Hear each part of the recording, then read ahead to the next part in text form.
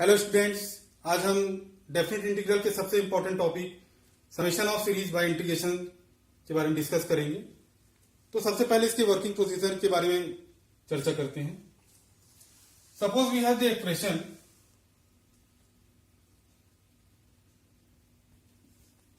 Integral value of f x with respect to x between the limit a to b is equal to limit n tends to infinity and 1 by n, या इसको अपन लिख सकते हैं h into summation of r from 1 to n f of a plus where n into h is equal to b minus a।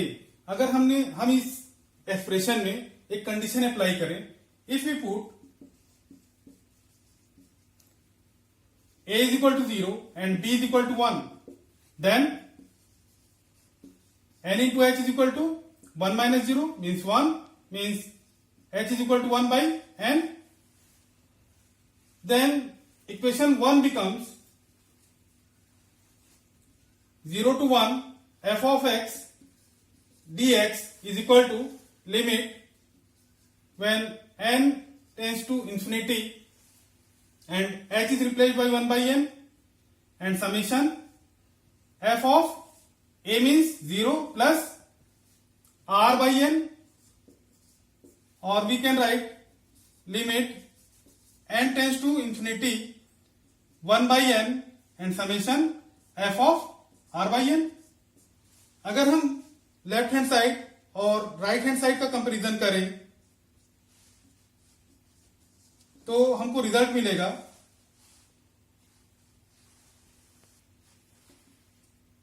Replacing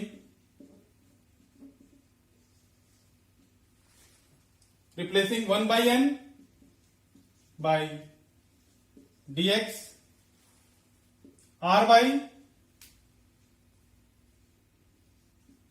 n by x and limit n tends to infinity summation is replaced by integration and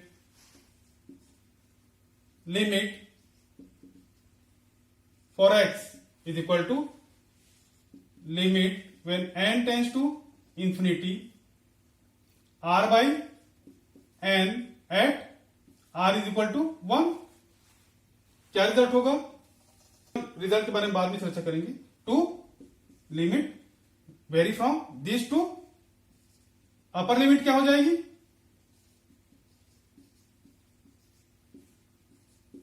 upper limit r is equal to n के लिए, है ना। तो ultimately इसको solve करने में क्या result आएगा? That is x varies from 0, अगर हम r की जगह 1 रखें तो 1 by n, और n tending to infinity 1 by n means 0। And अगर हम अपर लिमिट n के बारे में बात करें, r की जगह अगर हम n रखें तो n by n मीन्स 1, तो लिमिट क्या हो जाएगी? x is equal to 0 to x is equal to 1। तो वर्किंग प्रोसीजर क्या हुआ?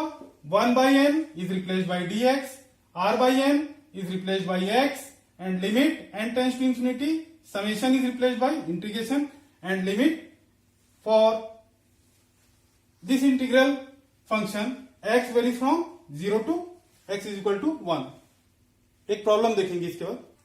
प्रॉब्लम है the value of the limit when n tends to infinity and series is 1 upon n square sec square 1 upon n square plus 2 upon n square sec square 4 by n square and plus and so on plus 1 by n sec square 1 is, इसके लिए हमको result लाना है।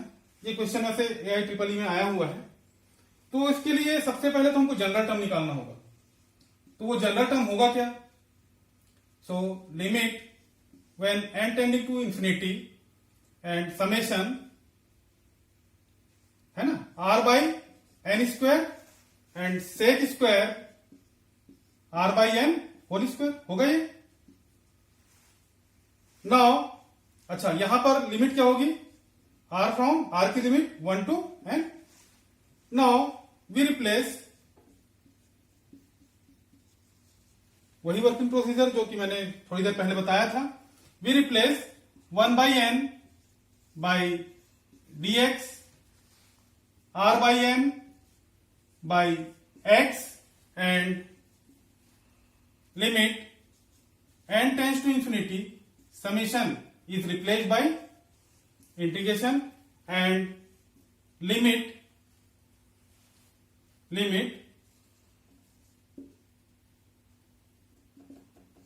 for x will be equals to x is equal to 0 to x is equal to 1.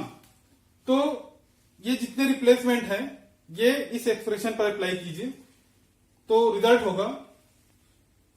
तो ये replacement apply करने के बाद रिजल्ट होगा is equal to limit x from 0 to 1 and r by n means x and sec square x square, यहां पर एक 1 by n बचा हुआ है सो dx. अब इसको सॉल्व कीजिए. तो सॉल्व डायरेक्ट तो होगा नहीं, तो क्या करेंगे, इसमें हम रिप्लेस करेंगे, सब्स्टिट्यूशन लेते हैं. X square is equal to v, then 2x dx is equal to dv. अब रिप्लेस किए हैं या सब्स्टिट्यूट जो भी किए हैं वो किसके लिए किए हैं, x के लिए किए हैं. और रिप्लेस क्या मतलब रिप्लेसमेंट में आ क्या रहा है v, तो v के लिए लिमिट हमको देखनी होगी. तो v की लिमिट क्या हो जाएगी, when x is 0 v is 0, when x is 1 v is 1. तो कोई चेंज नहीं है, कहने का मतलब v is equal to 0 to 1 and x dx x और dx इसकी जगह क्या आ रहा है dv by 2. So sec square v and dv by 2, ये हो गया dv by 2. या यहां पर अपन लिख भी सकते हैं x dx is equal to dv by 2, वही मैंने यहां पर लिखा है. सेक स्क्वायर v का डिफरेंस इंटीग्रेशन क्या होता है, tan v, सो tan v, और ये कांस्टेंट है ऑपरेटर से बाहर होगा हाफ, एंड लिमिट क्या है 0 to 1, और लिमिट किसके लिए है, v के लिए है. तो लिमिट अप्लाई करने के बाद रिजल्ट क्या होगा, हाफ tan 1, और यही इसका सॉल्यूशन होगा. नेक्स्ट क्वेश्चन देखते हैं. Limit when n tends to infinity 1 plus 2 raised to power 4 plus 3 raised to power 4 plus up to so on n raised to power 4 upon n raised to power 5 minus limit when n tends to infinity 1 plus 2 cube plus 3 cube plus and so on n cube upon n raised to power 5. इसके लिए हमको result लाना है ना, जो भी अभी तक हमने देखा है उस रिप्लेसमेंट के थ्रू. तो सबसे पहले तो इसको हम जनरल टर्म के फॉर्म में लिखते हैं. क्या होगा, limit when n tends to infinity summation r from 1 to n and r by n raised power 4 into 1 by n. ठीक है, उसी फॉर्म में आ गया. n raised power 5 and r raised power 4. Open करोगे इस समीशन को तो यही रिजल्ट मिलेगा. Minus limit n tends to infinity and summation r from 1 to n and 1 by n r by n power 3 upon n. n की power क्या है 5, so 3 plus 1 4 and plus 1 5, so n raise power 5. मतलब कहने का यह है कि इसमें एक n जो है वो एक्स्ट्रा है, और उसी एक्स्ट्रा n के हम क्या बेनिफिट लेंगे, डायरेक्ट आप लिमिट अगर अप्लाई करते हैं इस एक्सप्रेशन में तो ये हो जाता है 0. तो इसको कैलकुलेट करने की जरूरत ही नहीं है, आपको डायरेक्ट लिमिट अप्लाई करना है और इस टर्म को बता देना है 0. वो क्यों हुआ समझ में आ गया है, हमारे पास लिमिट एक्स्ट्रा थी इस वजह से ऐसा हुआ है. सो फर्स्ट टर्म क्या होगा, फर्स्ट टर्म में we replace we replace 1 by n by dx, r by n by x, and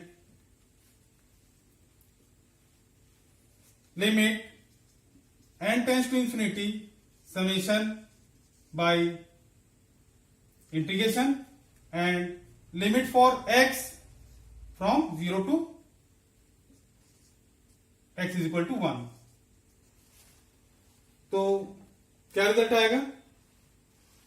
तो रिजल्ट होगा is equal to integration between the limit x is equal to 0 to 1, 1 by n की जगह क्या आएगा?